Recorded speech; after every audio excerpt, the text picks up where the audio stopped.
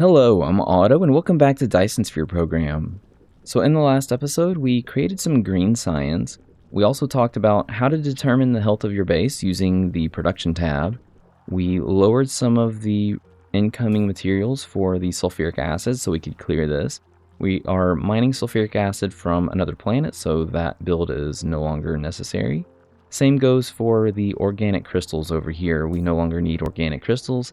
And because we don't need the organic crystals from here, we also didn't need one of the plastic builds, so we lowered this one as well. These three builds can now be removed.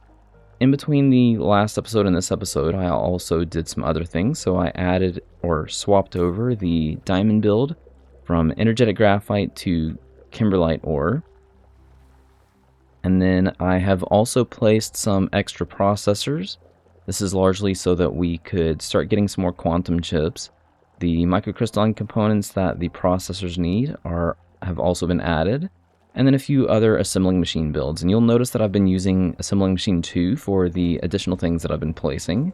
And the reason for that is because we didn't really have enough quantum chips to make any number of Mark III assembling machines, and you kind of want to make sure that when you're setting up the items to ratio, so for instance, if we were to look at the quantum chips, we determined that the plane filters had 200 per minute per build, and so we needed an extra 3. So this is 4 plane filters for every 1 quantum chip build. And had we upgraded the quantum chips to Mark III assembling machines before the plane filters, then these numbers would have been off. This would have not showed the same ratio. But then once we upgraded the plane filters, the ratio would have been way off. So I wanted to make sure that we could actually have a decent amount before upgrading them, which we are perfectly capable of doing now. But there are a couple things left that I want to do with the assembling machine Mark II, and then we will start upgrading to the assembling machine Mark III. This kind of doesn't include some of the items in the mall, so even though I haven't done it, we could certainly go ahead and add those in. It will affect those ratios that you see, but I mean, it's 1 machine per, so it's really not that big of a deal. So if you wanted to create something faster, by all means, go ahead and upgrade these to Mark III assembling machines, especially the hungry ones, the sorters, the belts, the assembling machines. The smelter is definitely another good one. Stuff like that, stuff that is kind of in high demand. Okay, so another one that you may recall from the last episode that we were going to swap over was this one, the crystal silicon. So we have also tapped the fractal silicon on another planet. And yeah, so we can go ahead and swap this build over. So I didn't do this one off screen, largely because, well, it is a little bit different, and the only reason is because while this is a 1 ingredient in and 1 ingredient out, we are now going to be using the fractal silicon instead of the high purity silicon, and instead of the smelters, this requires us to use the assembling machines. So we are going to reuse one of our old builds, one of the 1-to-1 build. And we have one fractal silicon coming in with 2 of the crystal silicon coming out. And our 1-to-1 builds are certainly capable of handling that. So I'm just going to use the gears. So we're going to place this down and make sure that things are lined up, which can be a pain. So another way to make sure to line things up is if you knew, for instance, that this is the exact spot that we're aiming for. Another way that I'll do it is I'll zoom in and really make sure that I bring that in like that. It's kind of a pain to try to line these up exactly, but you know what? It is what it is. So that is on this line, and that is centered here. We are good to go. Okay, so we just need to clear the settings, and I would like to go ahead and start bringing in the fractal silicon. It's going to take a little bit of time. It takes about 4 minutes at this point in time. That will get better. But for now, we definitely want to start bringing that in. We are also going to need to change the filters over to fractal silicon. So let's go ahead and do that. That is not, no, that is not what I, oh my goodness, really? No. Oh my, okay, whatever.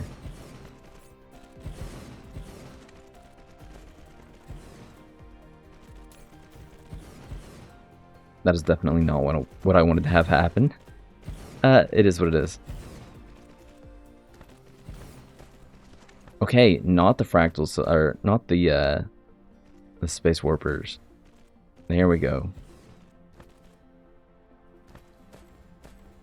Alright, so now we just need to swap the recipe for at least one of the machines. We can do that, and then copy, paste, paste, paste, paste.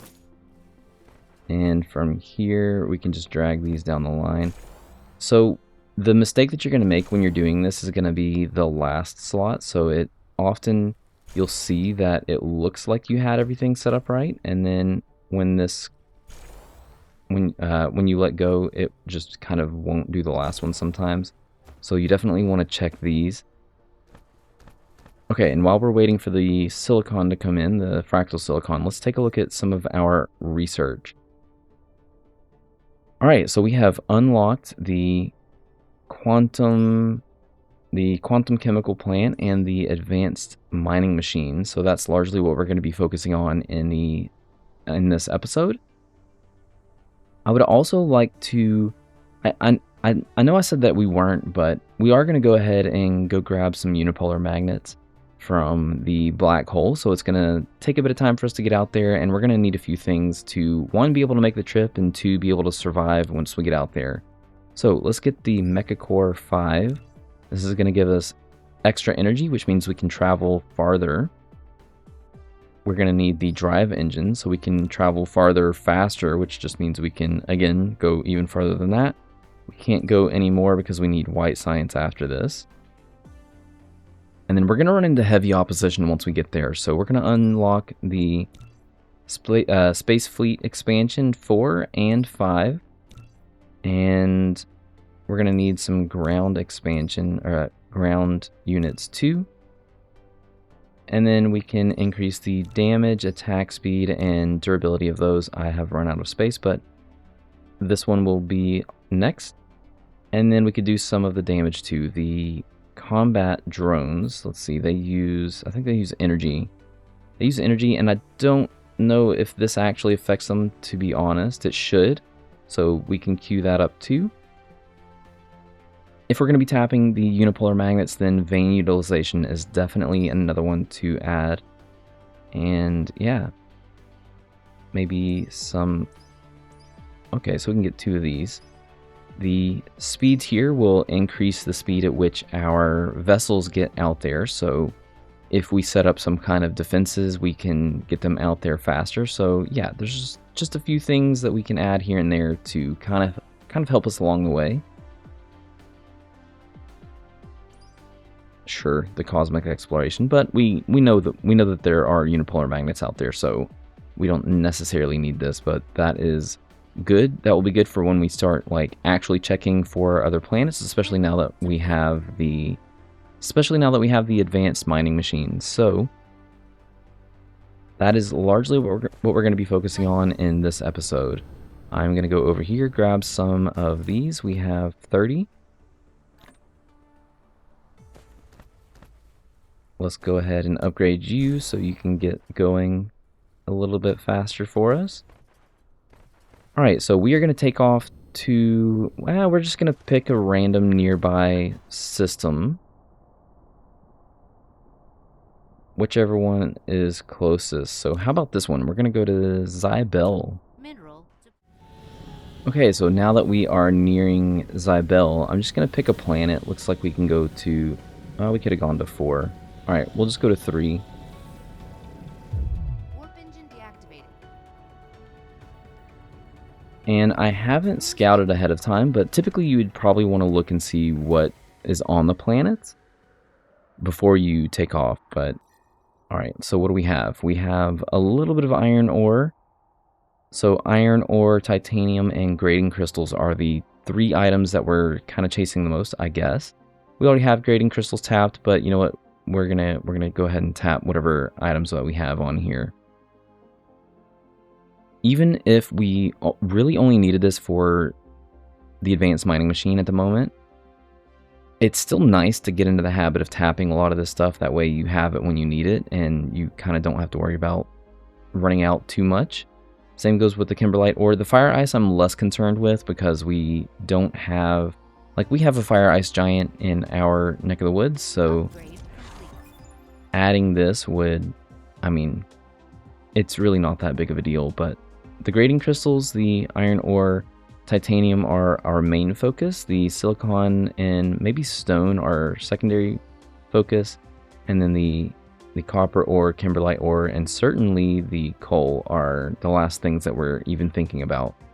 Alright, so whenever I touch down on a planet, the first thing that I want to do is look and see, is there any... Okay, obviously one side of the planet is often going to be extremely bare, and the other side is going to have all the materials, and that is not that big of a deal.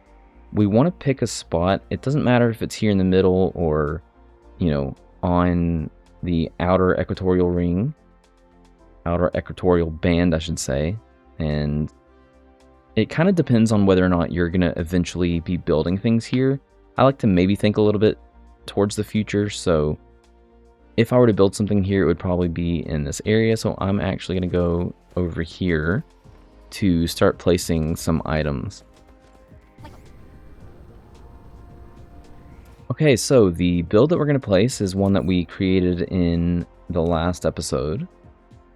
And I put that under military temporarily. I'm probably going to move this to something different, or maybe even also have it in a build that's like... Uh-oh, are we oriented? I'm oriented in the wrong direction. There we go. Okay, so I'll probably end up adding this build into, I don't know, like a new planet book, or just something that kind of indicates that we are going to be using this on a different planet. So what I want to do is I want to place this like right up against the tropic line here. Doesn't matter if it's too close or not that close. For my sanity, I'm also going to be lining this up on one of the, in this case, a meridian line. I cannot get too close, that is fine.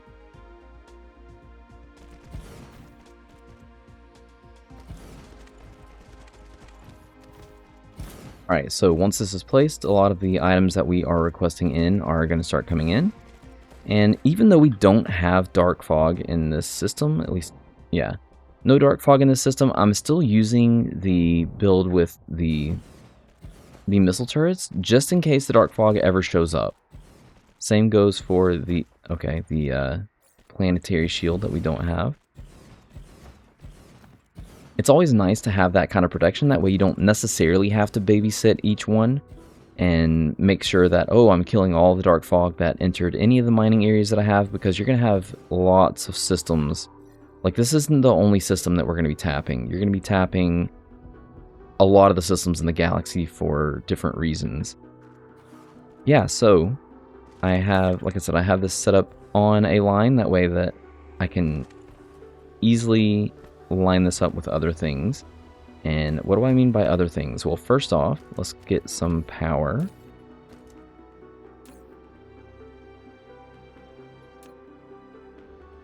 So that we can get this kind of started a little bit. And I'm going to extend the power, because we will certainly be needing more, since this is going to be a largely mining planet. So the way that we do mining after the advanced mining machine is a little bit different than we've been doing it up to this point. So at this point, we might bring in some power over here, have like an ILS be placed, let's say like here. We would then maybe add in our miners. I'm not doing this efficiently because I'm only doing this for visuals to kind of show you how we would do things before. We would give these guys some power, and then we would belt everything into the ILS, with the ILS being the one, what is this? Silicon? and then give this some vessels. So this is typically how we would do things in the mid game, but now that we're in the late game, we do things a little bit different. So what are we going to be doing? Well, we're going to be using the advanced mining machine, obviously, since that's what this focus is. So as you can see, there are 18 silicon veins, and each of the patches that you'll come across typically have, okay, so 16 is on the low side. Let's say 16 to 24. You typically won't see more than 24. You don't often see less than, you don't often see less than 18, but there's 2 of them there with 16. So anyways, once we place this, you can, same with the miner, you can see how many veins this is covering. So I'm looking to see, okay, we have 18, and I want to try to cover as many of those 18 as I can. Sometimes you have to get into some weird positions, but there we go. So at this point, we power this, and this would start collecting the silicon ore, and this needs to be able to get to an ILS. Well, we would not actually place an ILS and then belt it in from here. The actual way to do this is using the drones. So the drones have access to the advanced mining machine. So we could have a situation where we had, let's say, iron ore. We would locally receive and remote provide. That way, this machine, or this ILS, would have, so this would have our drones, this would have our vessels, and this would ship it out. So that obviously means we're going to have a lot less ILS per planet, and because of that, we are going to be placing a few more down. So I'm going to have at least 5 of these. One is going to be bringing in the main items, and I'm just going to squeeze, oh, that's perfect. So I'm going to have this as close to the one bringing in our core items as possible. We're going to give this some drones and some vessels. Let's just increase this all the way. And then I want to also, I don't know if we can kind of split the difference, but we're going to try.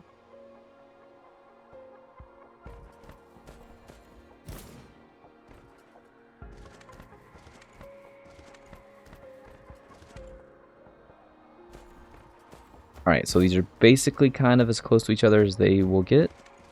And then we're going to do the same thing over here. Okay, so we have 4 extras. This is now going to be part of this build. I mean, I'll have 2 separate blueprints, one for this part and then one that includes these.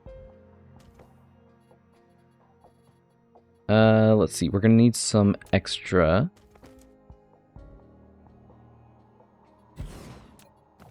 power. So I'm also going to go 5 in this direction.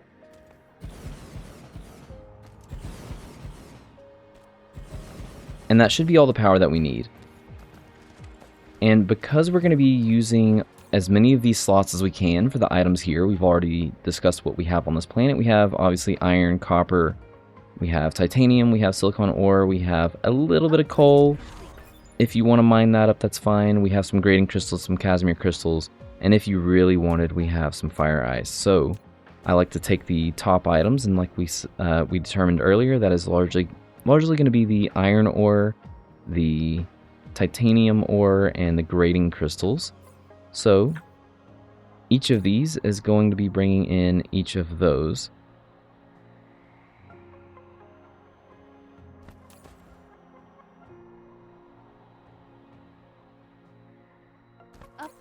And I like to kind of set this up to almost like a ratio of whatever is on the planet. Which is why I'm looking at the top 3 items first. And what do I not have? Okay, so we're short on vessels and drones. That's fine. We can bring some extras in.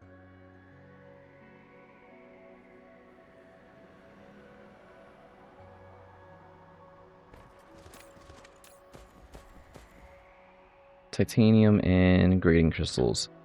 Okay, so the second most abundant items are going to be the stone and silicon ore. So maybe we can add in a couple of extra of those. I'm also going to add some to here too. So the titanium and the iron are the main ones. So we can do some silicon and let's say we just kind of spread those out. So silicon is going to be there, stone, silicon, stone. So then for the other things, we could do like 1 or 2 of the copper. We could do some coal, kimberlite ore. And I think that basically covers everything. Yeah, I mean, if you really wanted to do fire ice, we could do fire ice too. What did I say this was going to be? Stone.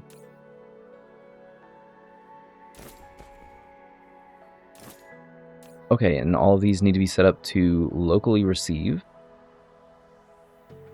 And we're just going full quantities, like we're not adjusting any of these.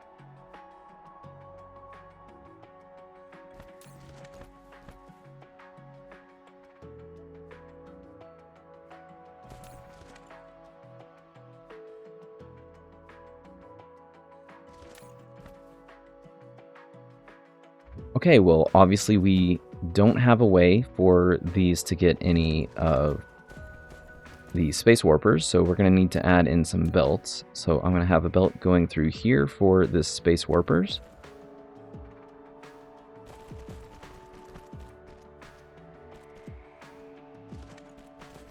These can just go right through the middle, like we're not really adding anything else in this section, so this is not a big deal.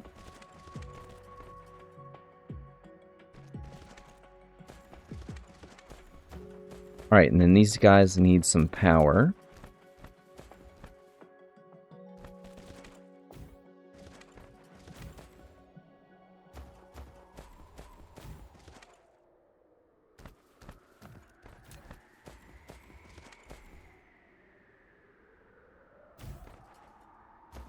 And I'm leaving this section open. You could always add in more rows of the missile turrets if you want, so that would mean that you could bring these out, let's say here. I'm not actually going to do it, but if you determined that the dark fog was kind of too strong in your area and you just wanted some extras, then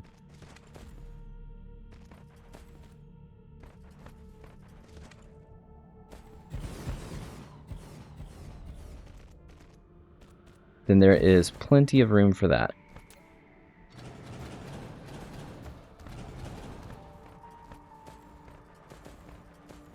Let's get rid of this tag, this indicator.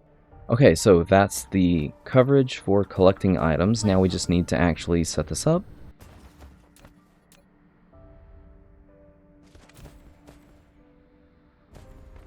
And also for full coverage for the missile launchers, you could probably go ahead and put a signal tower. So you could do one on the North Pole and one on the South Pole. And that would give you pretty much full coverage of the planet. Another thing that you could do is you could actually use the, where is it?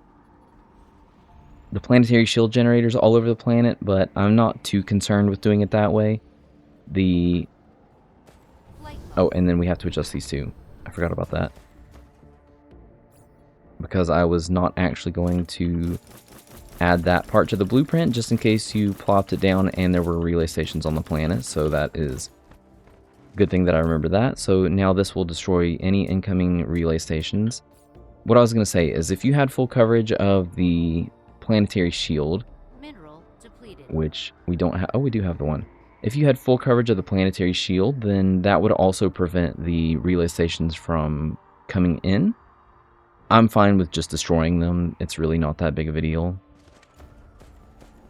If it becomes a problem later, then we can kind of solve that. You know what? I am going to go ahead and talk about it a little bit. So the way that you would set up full coverage at the most minimum amount of planetary shields is you would go to one of the poles, and then on one of the meridians, you would follow the meridian down, and we are looking for a very specific number, and that number is here. Well, how did I know that? Because we are looking for the coordinates. So I'm looking for 36 degrees, which is right where I'm at now. So you would place this here at 36 degrees. We would give that some power, and then you would go to a different meridian, and then follow that one down to 36 degrees.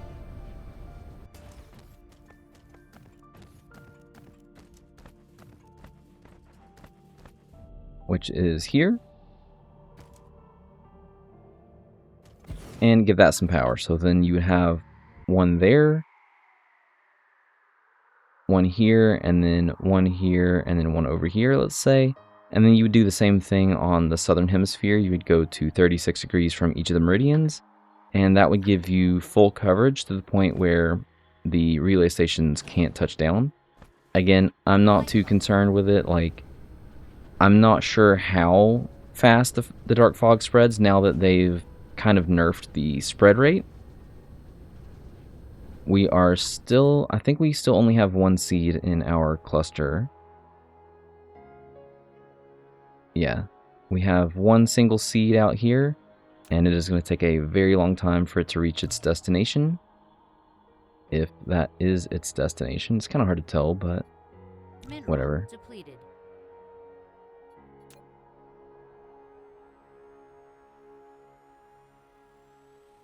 Yeah, it kind of looks like that is its target.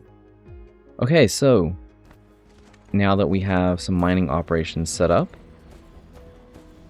there are a few other things that we can do with this. So the first thing that most people will tell you is, well, you can increase the collection speed. So what this is going to do is it's going to give us 3 times the amount of items per minute. But instead of 3 megawatts, it's going to take this up to 5 megawatts. So you're doing 3 times extra for 8 times the power cost. And that's totally up to you. We do have enough we do have enough power here to kind of cover a lot of that. So we have 562 megawatts. That will cover, let's say, at least 20 of the advanced mining machines, plus the energy usage from the other machines. So like 20 of these, and the downside of doing that is, well, you could end up having a situation where now you're supplying a lot extra of the Deuteron fuel rods, so you might be running out and not even really realize that. So I typically do add in the extra speed, but you certainly don't have to. There are other ways that you could also go around actually getting things faster. So this isn't necessarily the fastest. You can kind of see that we are... I don't think that this part actually... Anyways, you can also add in the regular miners. I wouldn't suggest doing this for anything that isn't like extremely rare. So, for instance, in some of the areas where we have like one single organic crystal or one of the grating crystals, or like especially the unipolar magnets, you can add these in underneath the advanced mining machine all the way around.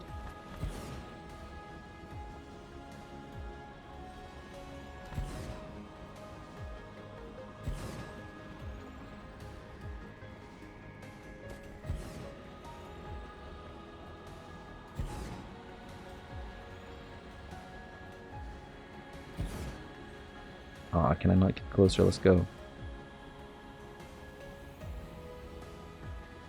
It's a little bit of a pain, but whatever. Something like that, and then add in the belts. And the belts you can feed directly into the advanced mining machine.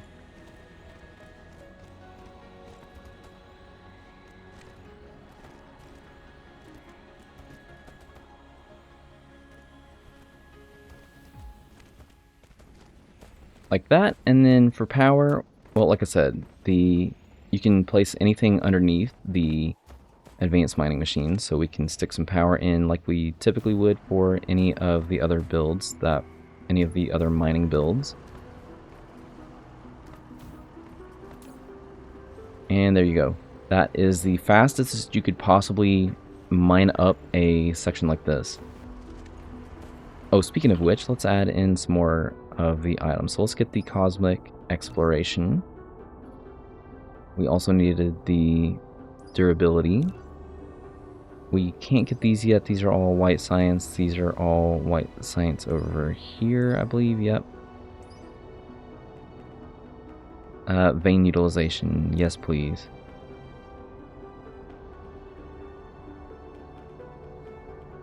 Here's a good one. So the drone flight speed.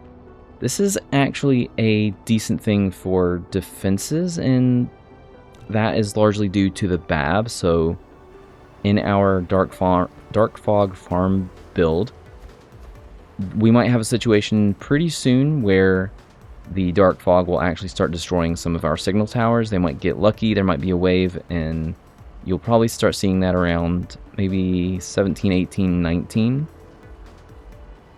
So adding drone speed would actually help in making sure that they get healed up faster. And I guess we can also add in the next durability level to also help them out. Okay, that one's been added, and let's go for, yeah, we want to get the logistic speed. That way we can get things in between the systems faster. Okay, that's good enough for now.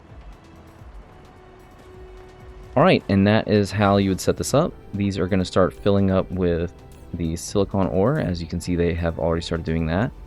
And yeah, I'm going to go through and tap a lot of the resources on this planet. I'm also going to tap a lot of the resources in this solar system.